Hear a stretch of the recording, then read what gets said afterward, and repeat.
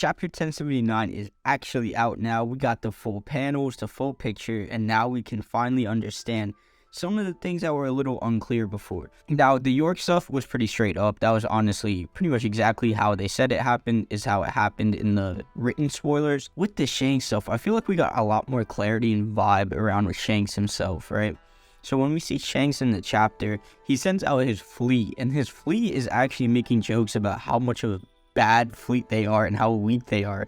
This is a pretty cool dynamic because it shows Shanks has like this weirdly chill side, and then can randomly just ramp it up to an insane level and get super intense like we saw in this chapter. Obviously, we know Shanks' hockey is insane. That's the first thing we see when he's on Whitebeard's ship. It's his insane presence or whatever they deemed it back then. Hockey feels like this weird thing that sometimes is used in a very interesting way, like who has Conqueror's Haki and who has Future Sight, but it seems like Shanks has the best out of all the categories in terms of hockey.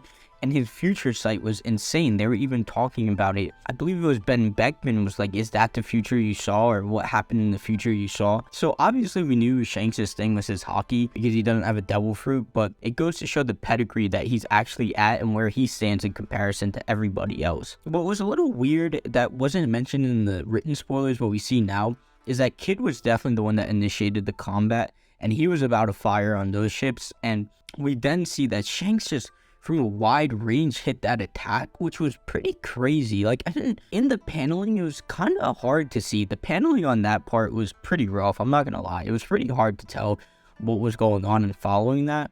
But we see this ship like seemingly like snap in half. I don't know how to describe it really. And then Dory and Bragi completely destroy the ship with their same attack they used all those years ago, which is pretty cool callback. As well as after that, the narrator bubble pops up and it's just like the Kid pirates are completely eradicated. Like, you know how cold that is? Shanks completely destroyed their ship because he was about to fire on his weak crew.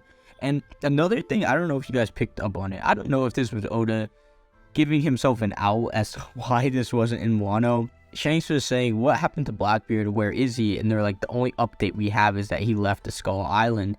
And then they were like, I was sure he was going to pull up to Wano. And it was like, yeah, the rest of us were sure he was going to pull up to Wano too. I feel like Oda, throughout all of Egghead, this little bit here, has been trying to save the end of Wano. Because the end of Wano obviously had Gear 5 hype, but literally throughout the entire time since they left Wano, he's been sprinkling in little things for us to just give him a break on how it ended. A lot of the stuff at the end of Wano needed to be worked on, like Yamato not going with the crew.